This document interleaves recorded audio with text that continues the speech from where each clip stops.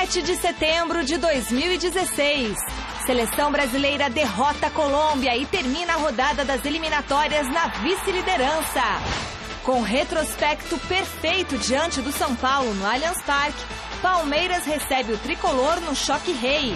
Ricardo Gomes relaciona atletas que jogaram eliminatórias para clássico, mas Michel Bastos fica fora.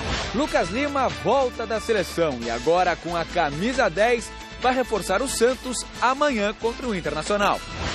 Corinthians acerta últimos detalhes antes de enfrentar o Sport amanhã em Itaquera. E ainda, os gols da Série B. E Ronaldinho Gaúcho anuncia data para aposentadoria. Fique com a gente! O Gazeta Esportiva está bom demais e volta já!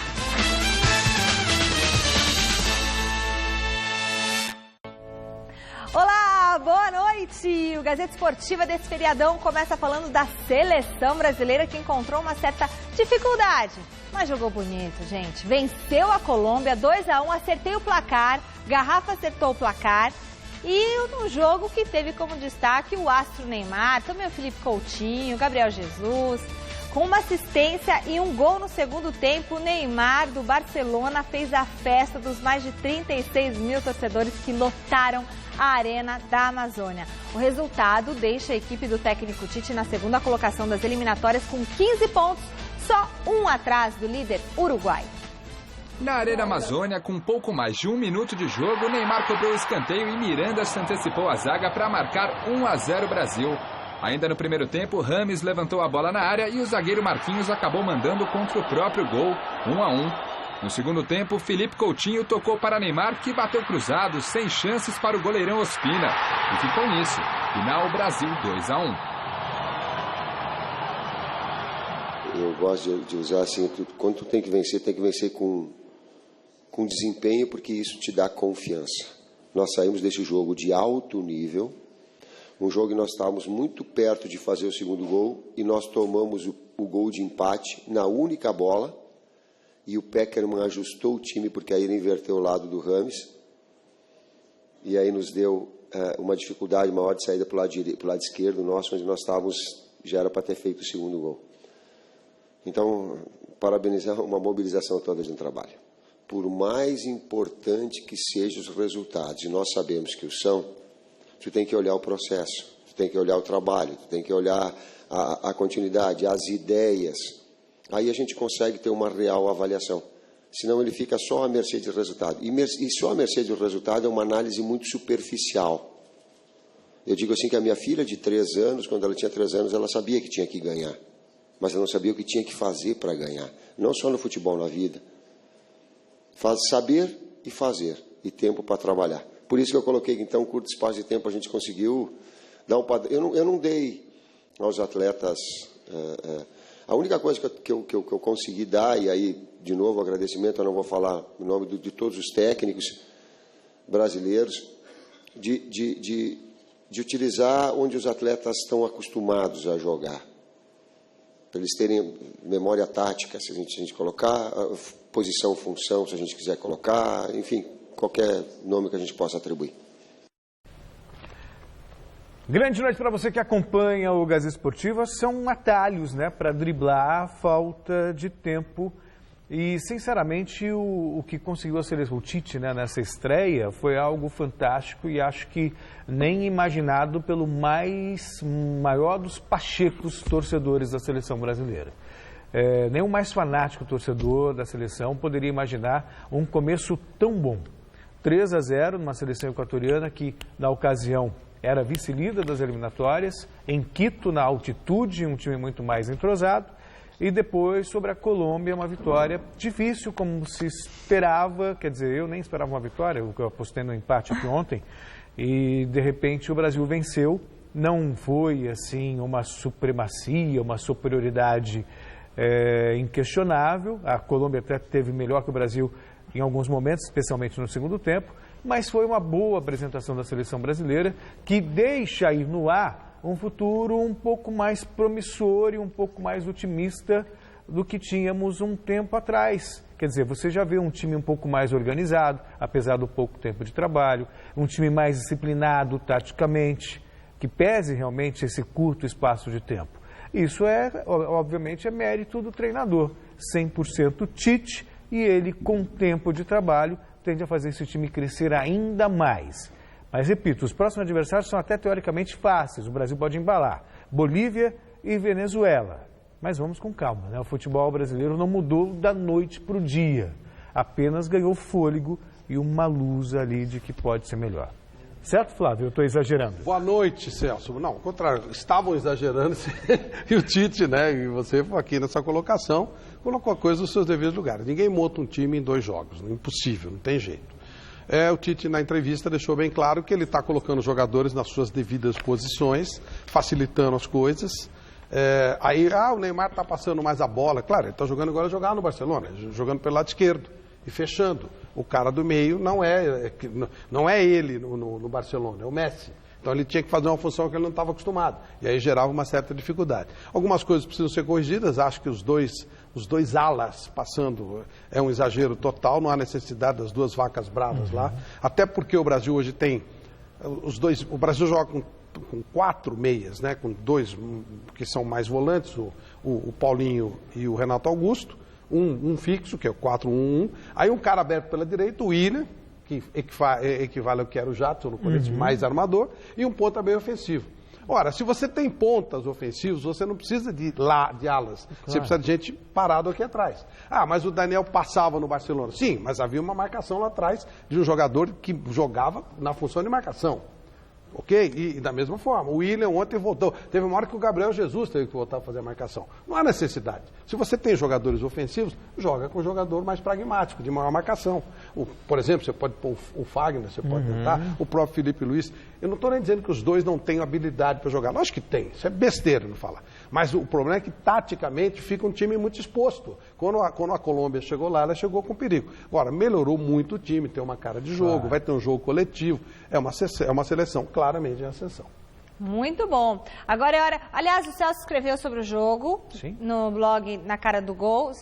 Escrevi ontem, logo Tite depois do jogo. Depois de 10 minutos do jogo, já estava lá. 100%, isso, Tite 100%. O Flávio também escreveu. Eu também escrevi. Então, visite os nossos blogs lá no site gazetesportiva.com. Alberto Helena Júnior também escreveu. Então, é assim, tem jogo a gente escreve, não tem jogo a gente escreve também. Tem jogo, escreve, não tem jogo, escreve, já escrevi do Palmeiras, vamos trabalhar. Hora de falar do Choque Rei. Esse tema, hein? Com um retrospecto perfeito diante do São Paulo após a reinauguração do Palestra, o Verdão recebe o rival essa noite em mais um confronto decisivo para as pretensões dos 2 times no Brasileirão. A situação atual de Palmeiras e São Paulo expõe os problemas e méritos dos 2 times na temporada 2016. De um lado está o Palmeiras, líder isolado do Campeonato Brasileiro com 43 pontos e invicto a 5 jogos. A última rodada do Brasileiro venceu o Fluminense por 2-0 fora de casa e se isolou na ponta da tabela. Eu não fico pensando no campeonato assim, quantos pontos eu estou na frente do adversário. Agora eu abri 2, agora eu abri 3. Eu miro lá na frente os 72, 73, 74.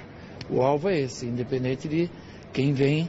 Eu imagino que de 72 a 74 esse ano vai sair o campeão. Além disso, vem de boa vitória na estreia da Copa do Brasil, 3-0 contra o Botafogo da Paraíba. Para o Choque Rei, o Palmeiras contará ainda com a força do Allianz Parque. O Verdão perdeu apenas uma partida dentro de casa no campeonato deste ano. Do outro lado, o São Paulo enfrenta uma grave crise. A equipe está na 11ª colocação na tabela do Brasileirão, apenas 4 pontos acima da zona de rebaixamento. Das últimas 8 partidas no campeonato, o tricolor venceu apenas uma. Além da fraca campanha do Brasileirão, a estreia na Copa do Brasil com derrota para o Juventude dentro do Morumbi foi a gota d'água para os torcedores. Revoltados com a má fase, a torcida tricolor invadiu o CT da Barra Funda para cobrar resultados. Mais de 500 torcedores assustaram jogadores, agrediram Wesley, Michel Bastos e Carlinhos e roubaram equipamentos. Mesmo depois da invasão, o mau futebol continuou. Empate em 0-0 com Curitiba dentro do Morumbi e vaias. Os números não são bons, claro, mas vamos reverter essa situação. O São Paulo ainda está muito grande e em um bom ponto. Não é por aí. o fato de ter havido essa deplorável invasão é simplesmente um aspecto negativo e que tem, assim, para nós, outras conotações. São Paulo vive um bom momento, São Paulo tem uma administração séria e bem intencionada, o clube está assim arrumado em todos os seus aspectos. Infelizmente o futebol não deu. Recém-chegado ao clube, Ricardo Gomes esteve à frente do tricolor em 3 partidas e ainda não venceu. Mas mesmo em momentos tão opostos atualmente, o último clássico entre os dois, realizado em maio deste ano, terminou com vitória são paulina por 1-0. E dessa vez, qual será o desfecho do próximo Choque Rei? O Palmeiras se isola ainda mais na liderança e confirma a candidatura para o título do Brasileirão? O São Paulo renasce e se distancia da zona de rebaixamento?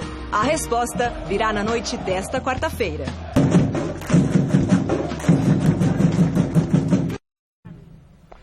Eu falava, eu confesso que vejo essas cenas de selvageria, torcedor protestando, sabe? Eu tenho uma certa preguiça disso. Eu acho que existem problemas maiores e não ajuda em nada. É capaz de ganhar do Palmeiras, por exemplo, e falar que foi a prensa que deu o resultado. Não, porque já se ferrou no jogo depois do Curitiba, pois é. E outra coisa, uma informação que é muito lógica. De novo, não vai dar em nada, porque os jogadores não querem prestar queixas, aqueles que foram agredidos, e eu, no lugar deles, faria a mesma coisa. Está tratando com um bandido da pesada, pô. Você vai se expor, vai chegar lá, vai deixar no seu depoimento nome, endereço, nome da família. Não dá, né? Mas aí, então, vai continuar tudo como sempre está. Eu acho que, embora a lei obrigue que se faça isso, dá perfeitamente para você ir para cima dos caras sem expor as pessoas. É muito perigoso. Imagina você tem filho, filha. Porque o jogador de futebol, ele pode ser bom ou ruim. O Wesley, o Carlinhos, o outro, Michel Bastos, tem defeitos, virtudes, mas eles são profissionais, são pessoas normais e pais de famílias. Não são bandidos, não são ligados a facções criminosas, nada. Ao contrário desses caras. Então, Flávio, não é perigoso, você vai brigar com uma e aí é que eu falo. Já passou cadê o bom senso para aparecer nesse momento? Já passou o sindicato dos atletas. Tem com isso? Eu vou te explicar. Que se houver um movimento dos jogadores, parar o campeonato, falar ou garantem segurança para os atletas ou a gente não joga, esse tipo de situação vai mudar. Enquanto houver essa submissão, esse silêncio, essa covardia, então reúne os atletas e toma uma postura. Mas o sindicato... Senão, só na TV, vamos completar 25 anos. E há 25 anos a gente fala as mesmas coisas, mostra as mesmas coisas. Já passou da hora disso. O CT do Corinthians? Estava definida uma greve. Os times iam entrar em campo, iam dar uma volta, fazer uma manifestação e sair. O Paulo André, isso ele me contou, me confidenciou, na hora que ele estava saindo do vestiário, toca o WhatsApp dele. Ia ser do São Paulo, Um jogador importante do São Paulo mandou uma mensagem dizendo, olha, melhor a gente não fazer isso. Já quebrou, já roeu a corda. Então, o Banceiro encheu o saco. O que o Paulo André ganhou com isso? Só se ferrou, os líderes todos foram afastados e os bandidos tomaram conta. Por exemplo, então, você que é um profundo conhecedor, já parou o Campeonato Espanhol por muito menos, já parou o Campeonato Argentino por muito menos. Quer dizer, então, enquanto os jogadores ficarem com essa postura, sabe, e depois ainda põe um bonezinho da torcida organizada para fazer uma média, vai continuar a mesma coisa. É igual a mulher que não denuncia o marido violento na Lei Maria da Penha, porque tem medo, e as coisas se repetem. E está na hora também das autoridades garantirem a segurança e correr atrás desses caras. Esse é o ponto todo. Mas esse pessoal está junto, o clube está junto, as autoridades estão juntas, políticos estão juntos. Desculpa, eu até alterei o tom de voz, mas é que é algo revoltante para mim. O jogador está sozinho. O jogador está sozinho. Então se une. No lugar dele. Então se une. Mas convoca, faz uma assembleia, chama o sindicato. Quando foi feito o bom senso, isso não vale para você.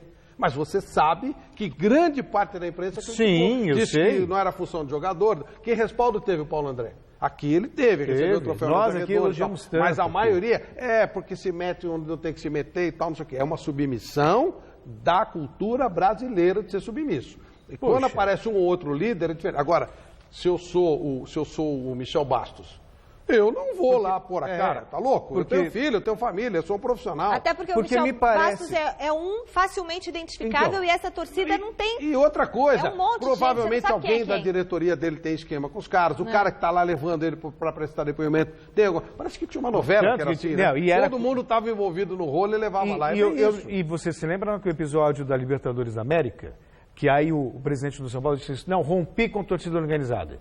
Curiosamente, no jogo seguinte, não tinha ninguém da torcida organizada no estádio.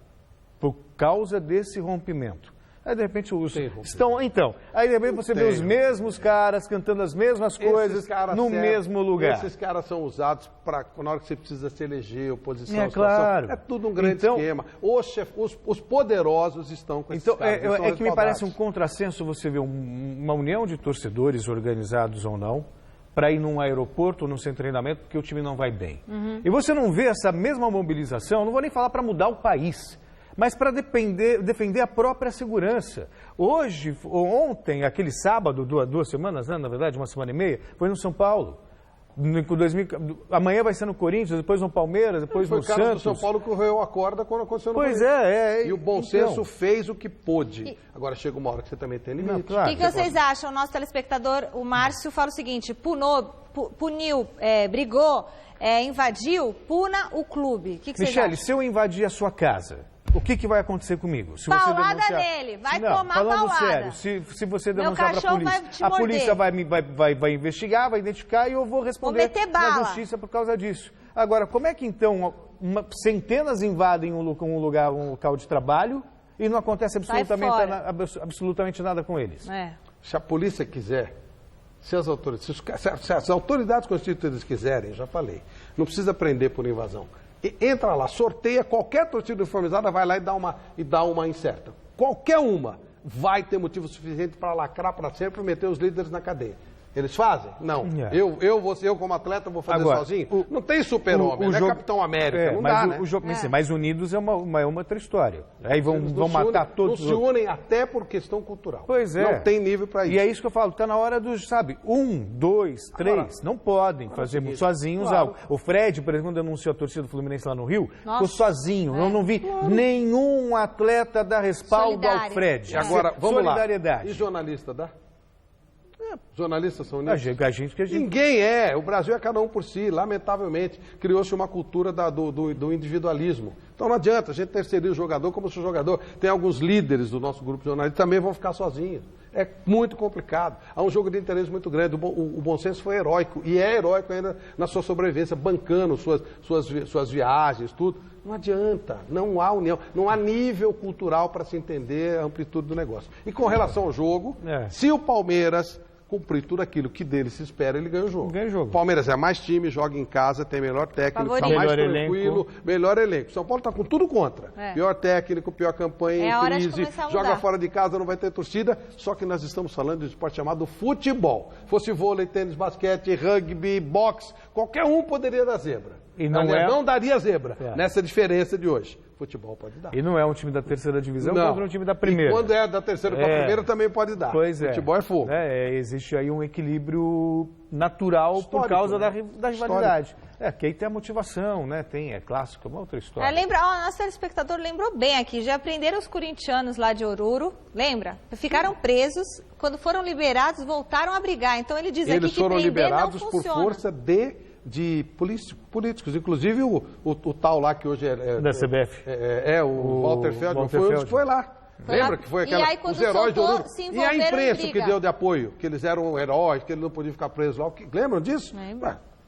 Olha, gente, só quero dizer o seguinte, lá no site gazetesportiva.com tem um histórico do confronto super bacana que a gente vai começar a mostrar em jogos bem importantes. O Otton fez pra gente e fez um trabalho muito legal. Então, histórico de confrontos do Campeonato Brasileiro de Palmeiras e São Paulo, até hoje, no Campeonato Brasileiro, de 1959 até hoje, foram 61 jogos, 19 vitórias do Palmeiras, 28 empates e 14 vitórias do São Paulo. E o Palmeiras tem mais gols, 74 gols. E lá também tem uma super vitória do São Paulo para você relembrar, de 4-1 em cima do Palmeiras, de 2006, entra lá para ver no site, e 4-0 do Palmeiras em cima do São Paulo, de 92.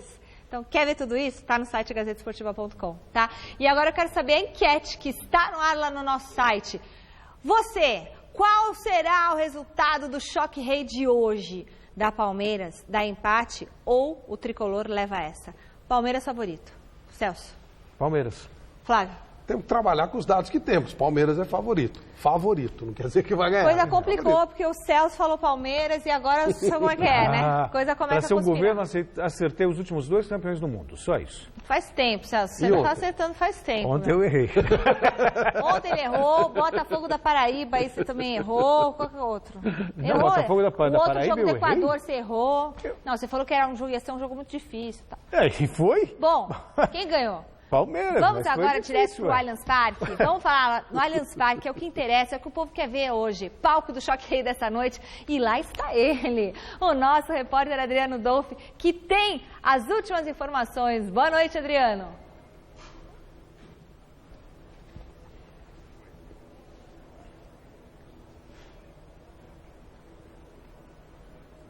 Boa noite a você, Michele, a todos que acompanham mais uma edição do Gazeta Esportiva. Choque Rei de número 271 na história entre Palmeiras e São Paulo, desta vez com as duas equipes em situação um tanto opostas na tabela. O Palmeiras na liderança do Campeonato Brasileiro e o São Paulo muito próximo da zona do rebaixamento. Um jogo cheio de mistérios. Do lado do São Paulo, a gente ainda não sabe se o Mena, se o Cueva, jogadores que estão servindo as suas respectivas seleções, se eles começam a partida no banco ou no gramado. O mesmo deve ocorrer com o Gabriel Jesus, que atuou os 90 minutos do jogo pela seleção brasileira. Ele que vem um jatinho, um esquema todo especial, revelado ontem pelo repórter Alexandre Silvestre. Ao que tudo indica, o Gabriel já disse que sentiu um pouco cansaço, deve iniciar a partida no banco de reservas. Do lado do São Paulo, muito mistério também para saber quem será o companheiro de zaga do Maicon. O Rodrigo Caio, recuperado de lesão, pode ser uma opção. O Lianco, que retornou da seleção sub-20, ou mesmo o Lugano,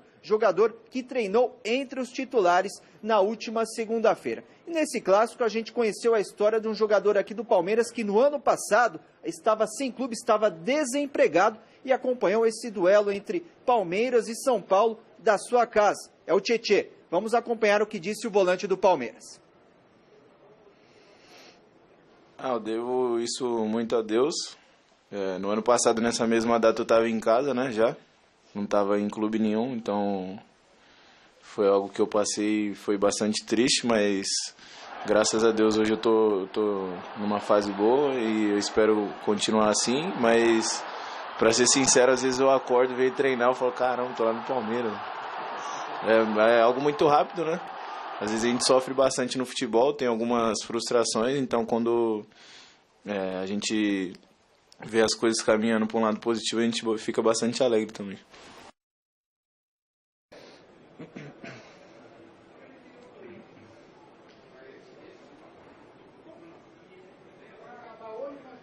Já o jogador Kelvin, que esse ano foi contratado pelo São Paulo depois de atuar pelo Palmeiras no ano passado, empréstimo do Porto, acompanhou de pertinho esse duelo, mas ele estava do outro lado, do lado do Palmeiras. E ele falou sobre o que pode representar esse clássico para o São Paulo. Vamos acompanhar.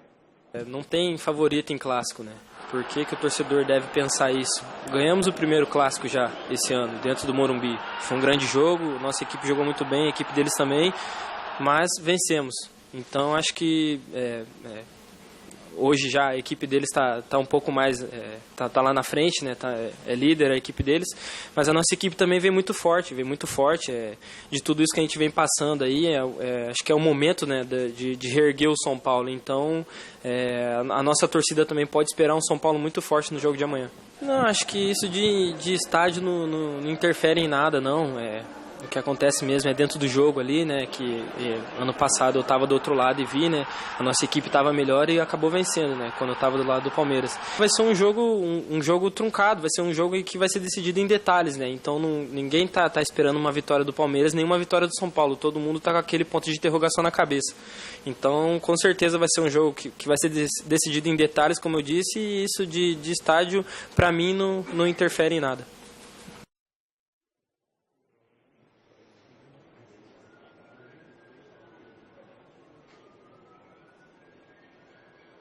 Está aí o Kelvin falando sobre o Allianz Parque, o Flávio Prado, o Celso Cardoso falando sobre essa questão da violência, uma informação importante. Esse jogo Palmeiras e São Paulo será o último realizado aqui no Allianz Parque antes da punição imposta pelo STJD ao Palmeiras. Que punição é essa? serão 5 jogos em que o setor norte, o setor ocupado por algumas torcidas organizadas do Palmeiras, não poderá ser utilizado. O Palmeiras já contabiliza aí algum prejuízo, mas esse mesmo prejuízo não vai ocorrer para as torcidas uniformizadas, que já estão se mobilizando nas redes sociais para comprar os ingressos do setor sul, que é ocupado normalmente pelo torcedor comum. Essa punição passa a valer no dia 14 de setembro, um jogo muito importante, aliás, para o Palmeiras, contra o Flamengo, um dos líderes do campeonato. Daqui a pouquinho, Michele, a gente retorna daqui do estádio, mas com Alexandre Silvestre, que estará em outro setor daqui do Allianz Parque. Combinado, Michele? Combinado, Adriano Dolfi. É dupla imbatível, né? Ontem teve Alexandre Silvestre e Adriano Dolfi, hoje tem de novo. Valeu, bom trabalho para você aí hoje à noite, Adriano. E 2 partidas abriram ontem a 24ª rodada do Campeonato Brasileiro da Série B. O Atlético Goianiense ganhou do Luverdense e assumiu a liderança da competição. Quem se deu bem também foi o Bragantino, que venceu o Sampaio Corrêa e deixou a zona de rebaixamento. No duelo dos desesperados, o Bragantino venceu o lanterna Sampaio Corrêa em casa. O zagueiro César Gaúcho subiu mais alto que todo mundo e fez 1-0 para os donos da casa. Na volta do intervalo, o Watson arriscou de fora da área e marcou um golaço, 2-0 Braga. O Sampaio Corrêa ainda conseguiu descontar com o zagueiro Wagner, aproveitando confusão dentro da área. Mas ficou nisso. Final 2-1 Bragantino, que com a vitória sai momentaneamente da zona de rebaixamento. Já no outro jogo da noite, o Atlético Goianiense venceu o Luverdense e assumiu a ponta da segundona. Júnior Viçosa mostrou oportunismo e abriu o placar para o Dragão. Já no segundo tempo, Michel cabeceou bonito e fechou a conta no Serra Dourada. Final 2-0 Atlético Goianiense. Seguinte, fique ligado, porque em breve começa a votação popular para escolher os melhores do Brasileirão no Troféu Mesa Redonda. Flávio Prado, o site do Troféu Mesa Redonda tá um espetáculo. O pessoal aqui da Gazeta caprichou tanto. A pessoa vai poder, quando montar o time, vai aparecer se ela vai poder ser 3 tipos de técnico. Ou um técnico ousado, ou um técnico que é campeão, ou um técnico que é mais retranqueiro. Então é muito legal, porque você vai ver o time que você montou, que tipo de técnico quase você é. Quase um videogame. É muito legal. Ah, tenho certeza. Mas, ó, fantástico. E, ó, queremos seu time, sua opinião. Vamos escolher um timaço para que na última grande festa do ano, né, na terça-feira, logo depois do final do campeonato, a gente possa ter a felicidade de apresentar mais um Troféu Mesa Redonda, 13ª edição, com prestígios espetaculares da querida Lux Color, da grande Baltec, que estão com a gente mais uma vez no Troféu Mesa Redonda deste ano. Isso aí, segunda-feira estreia, o site do Troféu Mesa Redonda vai estar no ar, vocês vão conferir. Está espetacular. E lá vocês vão poder escolher também e assistir um pouquinho de todas as edições do Troféu até hoje. Sensacional. E vai ter foto, vai ter vídeo, vai ter tudo. Maravilhoso. Rápido intervalo no Gazeta Esportiva. Daqui a pouquinho tem as notícias do Santos, do Corinthians e mais informações do Choque Rei direto do Allianz Parque. Fique com a gente.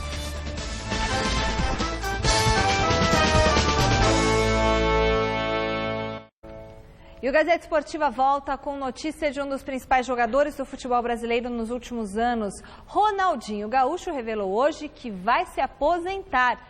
Essa é a notícia de destaque do site gazetesportiva.com que a gente traz para vocês. Em entrevista coletiva hoje lá na Espanha, Ronaldinho disse que a ideia é jogar mais um ano. Segundo ele já está velho, ele está se dedicando a outros projetos relacionados à música e futebol. Um dos responsáveis pelo ressurgimento do Barcelona no cenário mundial é justamente Ronaldinho, craque que se diz realizado profissionalmente.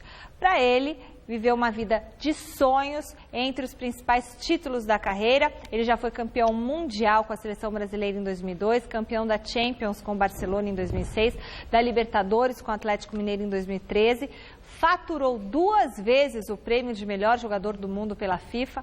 Gente, esse jogador, no auge, vai fazer falta, não, Celso Cardoso, Flávio Prato, como era maravilhoso, olha isso, gente, ver o Ronaldinho jogar. É verdade.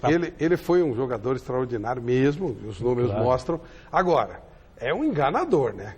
Aposentado, ele está em 2013, ele não faz nada. Exatamente, o que eu ia falar. Aliás, ele já veio para o Brasil, no Flamengo, ele só enganou. Aí teve aqueles 6 meses no Atlético Mineiro que ele jogou bem, foi para o México. É o que se chama na gíria do futebol de roubar. E o detalhe, todo dia ele está na mídia. Ele tem uma assessoria digital espetacular, as redes sociais dele são espetaculares. Ele está em todos os lugares, sabe que é jogada, Gente, não sei o quê. Hoje faz 2 anos que ele fez um gol contra o Rijon. Hoje faz 2 anos que ele teve uma gripe. Impressionante. É um enganador. Está enganando, quer dizer, ele já parou faz tempo, né? Agora parece que ele vai oficializar, porque, nossa, o que ele teve de bom dentro de campo, ele está tendo de enganação agora, né, nesses últimos tempos. Aí. O Flávio tirou o que eu ia falar. Ele está aposentado desde 2013. Faz tempo. Desde aquele no Atlético Mineiro ele foi bem. Então, aí jogou foi até premiado aqui no Troféu Mesa Redonda. Foi, não, então, ele veio no Flamengo, já não jogou nada. Aí ele foi para o Atlético, jogou 6 meses, muita bola. Bem. E aí parou, quer dizer, ele estava aposentado, voltou 6 meses ao trabalho e continuou enganando. Veio no México. No auge, Ronaldinho Gaúcho, Messi e Cristiano Ronaldo. Não dá nem pra comparar. Messi é muito maior. Messi? Muito maior. Messi. E vou dizer mais. Não, por acaso, o número de vezes que ele foi eleito... Cristiano Ronaldo, muito maior. E vou dizer mais uma coisa pra você. Eu acho que o Neymar hoje já é mais que ele. Não ganhou os títulos, ele ganhou porque demorou para ir para lá. Já não sei. Não ganhou. O Neymar demorou para sair, o Ronaldinho saiu muito cedo. Mas acho que hoje o Neymar já joga mais do que o Ronaldinho jogou. Se não jogou, vai chegar muito perto, está muito perto. Ainda mas não para mim, Zidane... Tem que garantir o que ele garantiu, claro. Tem que ganhar o que ele ganhou. Já ganhou Libertadores e Champions. Isso. Né? E Copa do Mundo. Copa do Mundo? Não, estou falando o Neymar. Ah, tá. O Ronaldinho não era protagonista, era coadjuvante daquela seleção, mas enfim, o Kaká ganhou aquela Copa, né? Um monte de gente que não jogou, o Polga ganhou, mas enfim, ganhou, é um título que ele tem. Mas eu acho que o Neymar vai chegar muito perto disso. O Ronaldinho naquela Copa que fez o gol contra a Inglaterra de falta. Sem querer, né? Às 3 da manhã, sem querer. Foi sem querer, querendo. Deu um gol Chaves. Agora, só para você fazer a comparação, e além de Cristiano Ronaldo e Messi, também acrescentaria o Zidane. O Zidane, para mim, também foi mais jogador que o Ronaldinho Gaúcho. Um monte, né? Ô, gente, peraí. Beleza, mas ele jogava bonito demais. Muito. Não, olha o nível que nós comparamos. Ele foi um jogador extraordinário, que dá a impressão... Quando a gente... outro dia eu perguntei para o Evaristo Macedo sobre Pelé, Di Stéfano, Messi, Cristiano Ronaldo. Sabe o que ele falou? Olha, é injusto você comparar esse tipo de jogador, porque dá a impressão que aquele que você não escolheu era ruim. Nós estamos falando num nível tão elevado que ele assim, cada um tem as suas características e todos são espetaculares dentro das suas características. Foi a resposta dele que eu achei inteligentíssima. Se puder ter todos no mesmo time. Quem é melhor, o Cristiano Ronaldo ou o Messi? Você fala o Messi ou o Cristiano Ronaldo, não. Subentende-se, né? É inteligente isso. Dá a impressão que o outro é fraco. Pô, o Ronaldinho jogou pra caramba, pô. Só que eu acho que o Messi não dá nem pra comparar com ele. Mas ele foi maravilhoso. O Cristiano também não. Mas é diferente. Aí você fala assim, o Neymar talvez não tenha chegado nele. Pô, o Neymar é uma porcaria. Não, nós já estamos comparando com o Ronaldinho Gaúcho, pô. Que agora há pouco a gente comparou com o Messi. Claro. Então precisa colocar tudo nos seus devidos lugares, né? Beleza. 3 partidas já foram realizadas nesta tarde pela 23ª rodada do Brasileirão. O Botafogo bateu o Fluminense por 1-0 no estádio Luso Brasileiro. Santa Cruz e Chapecoense empataram em 2-2 na Arena Pernambuco. E no Orlando Scarpelli, o Figueirense bateu o Atlético Paranaense por 1-0. Vamos conferir a sequência da rodada. Vamos colocar a arte aqui na nossa telinha, Magrão. O Atlético Mineiro enfrenta o Vitória às 7h30 na Arena Independência. Aí, às 9h45, tem Flamengo e Ponte Preta em Cariacica, no Espírito Santo, Palmeiras e São Paulo na Arena do Verdão e Grêmio e Coritiba no Couto Pereira. Amanhã acontecem mais 3 jogos. O Corinthians recebe o Sport às 7h30 lá em Itaquera. O Internacional enfrenta o Santos às 9 da noite no Beira-Rio. No mesmo horário, América Mineiro e Cruzeiro fazem o Clássico Mineiro lá na Arena Independência. Certo? Beleza. Agora vamos voltar ao Allianz Parque, onde as nossas equipes de reportagens estão para acompanhar o Choque Rei desta noite. E agora a gente vai conversar com ele, com Alexandre Silvestre, está acompanhando a movimentação ali nos arredores do Allianz Parque. Boa noite, Silvestre.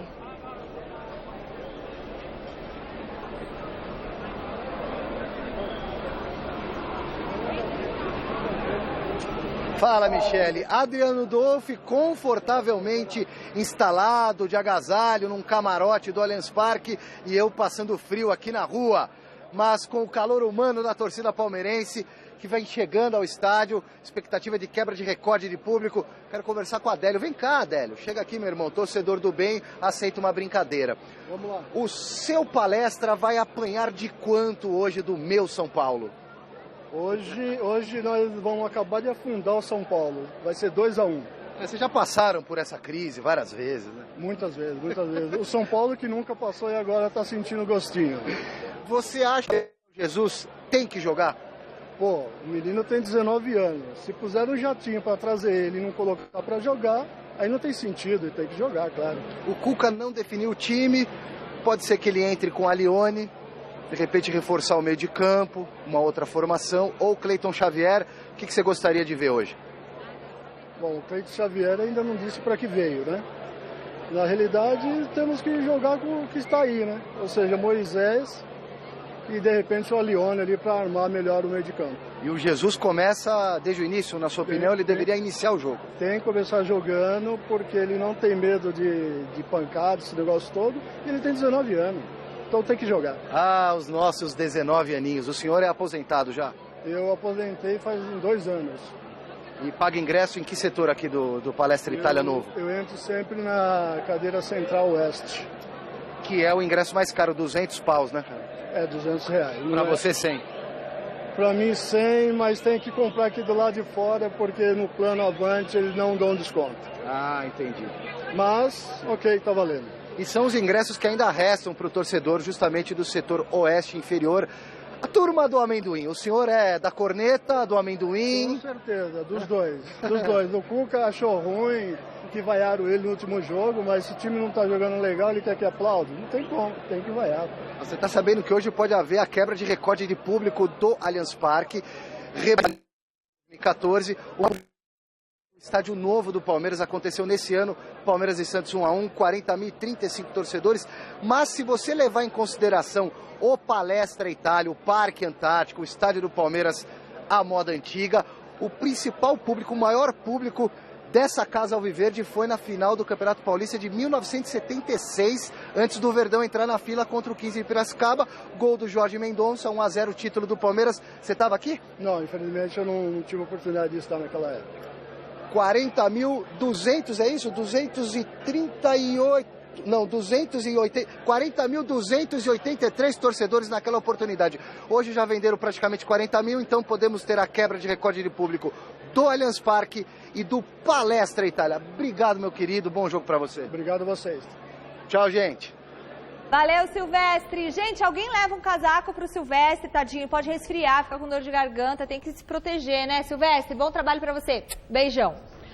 Hora de falar do Coringão. O repórter Osmar Garrafa esteve no CT Joaquim Grava acompanhando o último treino antes do importante confronto de amanhã contra o Sport lá em Itaquera. Michele, dia de folga para alguns. Para os jogadores do Corinthians, o feriado de 7 de setembro foi dia de muito trabalho. A equipe se movimentou agora à tarde aqui no CT Dr. Joaquim Grava, visando o compromisso de amanhã à noite contra o Sport na Arena em Itaquera. Mas na coletiva concedida por Cristóvão Borges, o principal assunto não foi o jogo de amanhã, e sim, mais uma vez, as comparações feitas com o trabalho dele com o que foi realizado pelo técnico Tite. Essa história de que eu vim substituir o Tite, isso foi só no começo. Hoje já não tem mais isso, né? Coisa de eu estar aqui porque eu vim do lugar do Tite, que o Tite foi campeão de... Nada. As coisas, as críticas, e essas críticas, algumas desnecessárias, vai muito além da coisa de estar substituindo o Tite. Não tinha nada a ver, é uma coisa às vezes até desrespeitosa. Mas para mim, tranquilo. Nesses 2 jogos das eliminatórias, com a vitória, as 2 vitórias da seleção brasileira, de toda uma comissão técnica que pertencia ao Corinthians, com o técnico Tite, voltou-se novamente a se falar, a seleção brasileira jogando muito parecida com o Corinthians, olha o técnico do Corinthians fazendo sucesso. Você entende que talvez essa calmaria que veio agora, ela possa aumentar de novo com o sucesso da seleção brasileira e o bom trabalho do Tite, e aí uma comparação novamente dele com você? Não, sabe por quê? Porque a seleção tem feito um bem para todos nós, assim... O humor de todo mundo melhorou, está todo mundo mais calmo, mais tranquilo, com menos mágoa. Então, isso não. Agora, é assim, respondendo o que você me perguntou, é assim, não vou me livrar da comparação, não vou me livrar. Isso também Estou tranquilo quanto a isso. Sobre o time para amanhã contra o Sport, o Fagner retornou da seleção com um problema estomacal. Está vetado pelo departamento médico. Com isso, o Léo Príncipe está mantido pela lateral direita. Na zaga, o Balbuena suspenso fica de fora e Wilson, pela primeira vez, vai formar dupla de zaga com o Iago. E a dúvida está no ataque, entre Luca ou então o garoto Gustavo, que chegou agora recentemente do Criciúma. Há uma tendência para que o Luca comece jogando, mas não está descartada a possibilidade do garoto Gustavo estrear com a camisa do Corinthians amanhã às 7h30 da noite na Arena em Itaquera. Do CT Dr. Joaquim Grava, Osmar Garrafa para o Gazeta Esportiva. Sabe, Flávio, eu penso o seguinte, ok, o Cristóvão não é um nome top, né? Conseguiu um vice-campeonato com o Vasco, foi um trabalho até bem feito, mas uma herança deixada pelo Ricardo Gomes, que teve lá um AVC. É um técnico que tem lá as suas propostas. Ele não pediu para ser técnico do Corinthians, ele foi convidado para ser técnico do Corinthians. Se não é do mesmo nível do Tite, um dia pode vir a ser, depende dele, depende de um monte de coisa. Agora, até para manter a minha coerência, tem que dar tempo para o cara trabalhar. O Corinthians, desde que ele assumiu, alternou bons e maus momentos. Ora ele acertou o time no intervalo, ora ele fez, digamos, substituições questionáveis no segundo tempo de partida.